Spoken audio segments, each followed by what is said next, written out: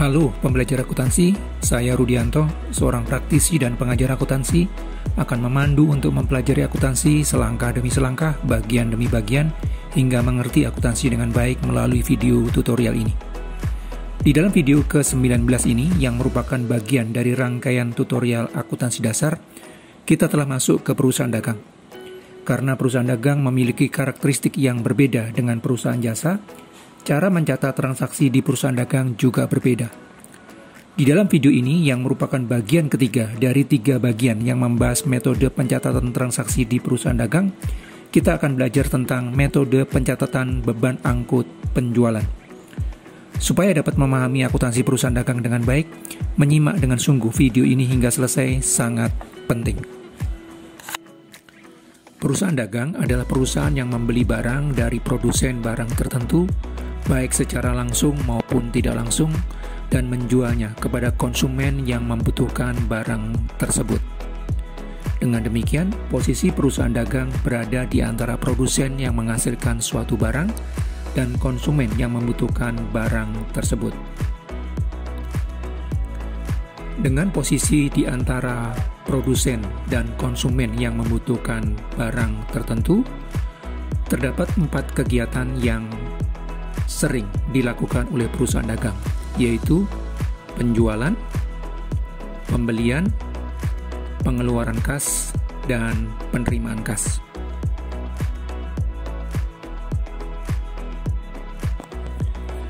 Terdapat 2 metode yang bisa digunakan di dalam mencatat transaksi di dalam perusahaan dagang. Metode yang pertama adalah metode periodik, yaitu suatu metode yang digunakan untuk mencatat persediaan barang dagangan, di mana persediaan dicatat dan dihitung hanya pada awal dan akhir periode akuntansi saja, untuk menentukan beban pokok penjualannya. Berbagai transaksi yang terjadi di dalam suatu periode tidak dicatat secara terperinci. Metode yang kedua adalah metode perpetual, yaitu metode yang digunakan untuk mencatat persediaan barang dagangan, di mana persediaan barang dagangan dicatat dan dihitung secara terperinci, baik pada waktu dibeli maupun dijual, sehingga selalu diketahui nilai dari barang dagangan tersebut. Penggunaan metode pencatatan transaksi di dalam perusahaan dagang dengan metode periodik dan metode perpetual berpengaruh kepada 2 transaksi utama di dalam perusahaan dagang. Yang pertama adalah transaksi pembelian barang dagangan. Ketika perusahaan menggunakan metode periodik, maka akun yang digunakan adalah pembelian yang dicatat di sisi debit, dan akun kas atau hutang usaha dicatat di sisi kredit. Ketika perusahaan menggunakan metode perpetual, akun persediaan dicatat di sisi debit, dan akun kas atau hutang usaha dicatat di sisi kredit. Dengan demikian, perbedaan yang utama di dalam transaksi pembelian adalah penggunaan akun. Transaksi kedua yang berpengaruh adalah penjualan barang dagangan. Ketika perusahaan menggunakan metode periodik, ketika terjadi transaksi penjualan, akun kas atau piutang usaha dicatat di sisi debit, dan akun penjualan dicatat di sisi kredit dalam jumlah yang sama.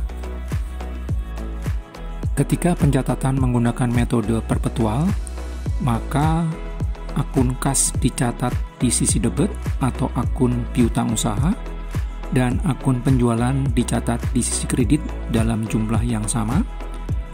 Dan pada saat yang sama, akun BPP atau beban pokok penjualan dicatat di sisi debit, dan akun persediaan dicatat di sisi kredit untuk menunjukkan tentang harga beli dari barang yang terjual tersebut.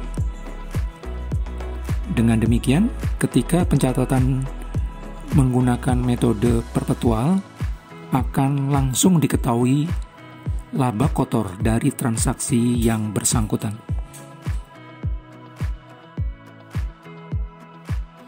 Metode perhitungan dan pencatatan transaksi di dalam perusahaan dagang yang harus membeli dari produsen, baik secara langsung maupun tidak langsung, dan kemudian menjualnya kepada para pelanggannya, akan sangat dipengaruhi oleh beban angkut dan mekanisme pengiriman yang dilakukannya. Secara umum, terdapat dua metode yang bisa digunakan di dalam mencatat transaksi di dalam perusahaan dagang yang terkait dengan mekanisme pengirimannya. Yang pertama adalah FOB Shipping Point atau Free On Board Shipping Point. Adalah transaksi penjualan barang dagangan di mana penyerahan hak kepemilikan barang dagangan dilakukan di gudang penjual. Konsekuensinya, seluruh beban pengiriman barang dagangan sejak dari gudang penjual sampai dengan gudang pembeli menjadi tanggungan pembeli. Metode yang kedua adalah FOB Destination atau Free On Board Destination. Adalah transaksi penjualan barang dagangan di mana penyerahan hak kepemilikan barang dagangan dilakukan di gudang pembeli. Konsekuensinya, seluruh beban pengiriman barang dagangan sejak dari gudang penjual sampai dengan gudang pembeli menjadi tanggungan penjual. PT Tunas Usaha yang berlokasi di Jakarta menjual secara tunai barang dagangan yang memiliki harga beli sebesar 196 juta seharga 222 juta rupiah kepada PT D5 yang berlokasi di Surabaya. Biaya pengiriman barang dagangan tersebut dari Jakarta ke Surabaya sebesar 8 juta. Disepakati bahwa transaksi penjualan tersebut menggunakan FOB Shipping Point. Karena FOB Shipping Point menempatkan tanggung jawab pengiriman kepada pihak pembeli, maka transaksi penjualan tersebut jika dicatat dengan menggunakan metode periodik, maka pihak PT Tunas Usaha sebagai penjual akan mencatatnya dengan mendebet akun kas sebesar 222 juta dan mengkredit akun penjualan sebesar 222 juta juga. Dan PT D5 sebagai pihak pembeli akan mencatatnya dengan mendebet akun pembelian sebesar 222 juta, mendebet beban angkut sebesar 8 juta, dan mengkredit akun kas sebesar 230 juta. Dari perbandingan transaksi yang dilakukan pihak penjual dan pembeli ini terlihat jelas bahwa beban angkut menjadi tanggung jawab pihak pembeli. Jika transaksi penjualan tersebut dicatat dengan menggunakan metode perpetual, maka PT Tunas Usaha sebagai pihak penjual akan mencatatnya dengan mendebet akun kas sebesar 222 juta, mendebet akun beban pokok penjualan sebesar 196 juta, mengkredit akun penjualan sebesar 222 juta, dan mengkredit akun persediaan sebesar 196 juta. Sementara di pihak PT D5 sebagai pembeli akan mendebet akun persediaan sebesar 230 juta dan mengkredit akun kas sebesar 230 juta. Dari catatan pihak pembeli, dengan metode perpetual ini terlihat bahwa biaya angkut langsung ditambahkan sebagai bagian harga beli dari barang dagangan tersebut. Jika transaksi penjualan yang dilakukan PT Tunas Usaha yang berlokasi di Jakarta kepada PT D5 yang berlokasi di Surabaya menggunakan FOB Destination, di mana di dalam metode ini tanggung jawab pengiriman berada di pihak penjual, maka jika transaksi dicatat dengan menggunakan metode periodik, PT Tunas Usaha sebagai pihak penjual akan mencatatnya dengan mendebet akun kas sebesar 222 juta, mengkredit akun penjualan sebesar 222 juta, lalu mendebet akun beban angkut sebesar 8 juta, mengkredit akun kas sebesar 8 juta.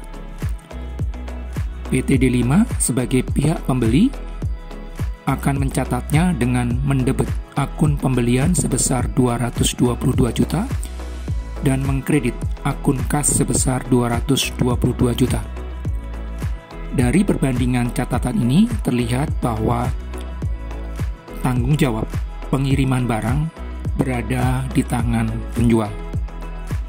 Jika pencatatan menggunakan metode perpetual, maka PT Tunas Usaha sebagai pihak penjual akan mencatatnya dengan mendebet akun kas sebesar 222 juta, mendebet akun beban pokok penjualan sebesar 196 juta, mengkredit akun penjualan sebesar 222 juta, mengkredit akun persediaan sebesar 196 juta.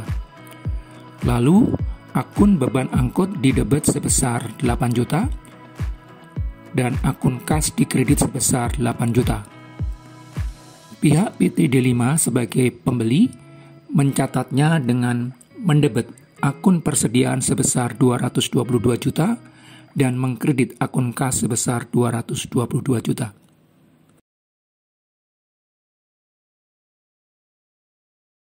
Beban operasional perusahaan terdiri dari dua bagian besar. Yang pertama adalah beban pemasaran. Beban pemasaran merupakan keseluruhan beban yang dikeluarkan perusahaan untuk menjual dan mendistribusikan barang dagangannya hingga sampai ke tangan konsumen. Beban pemasaran terdiri dari berbagai macam beban, seperti gaji staf administrasi penjualan, gaji dan komisi wiraniaga, gaji manajer pemasaran, beban iklan, beban pelatihan wiraniaga, beban telepon kantor pemasaran, beban listrik kantor pemasaran, beban penyusutan kantor pemasaran, beban penyusutan kendaraan pemasaran, beban alat tulis dan cetak kantor pemasaran, beban korespondensi, beban angkut, contoh barang gratis, beban gudang, beban pengepakan dan pengiriman, beban penagihan, dan lain-lain. Bagian kedua dari beban operasional adalah beban administrasi dan umum. Beban ini adalah keseluruhan beban operasi kantor guna perencanaan dan pengendalian bisnis perusahaan secara umum. Beban administrasi dan umum terdiri dari berbagai macam beban, seperti gaji staf administrasi, gaji manajer dan direktur, beban sewa kantor, sewa kendaraan, dan sebagainya, beban urusan hukum, beban korespondensi, beban telepon kantor administrasi, beban listrik kantor administrasi, beban bunga kredit, beban alat tulis dan cetak kantor administrasi, beban penyusutan gedung kantor administrasi, beban penyusutan kendaraan, dan sebagainya.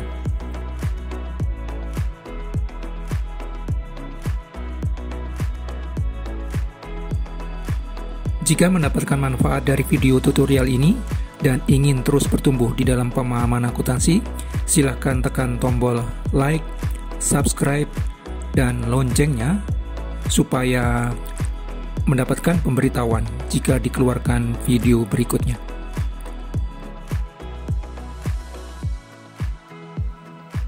Sebagai praktisi dan pengajar akuntansi yang juga penulis berbagai buku akuntansi, materi tertulis dari video ini bisa didapatkan dari berbagai buku akuntansi yang saya tulis, khususnya pengantar akuntansi yang terbit di tahun-tahun yang berbeda.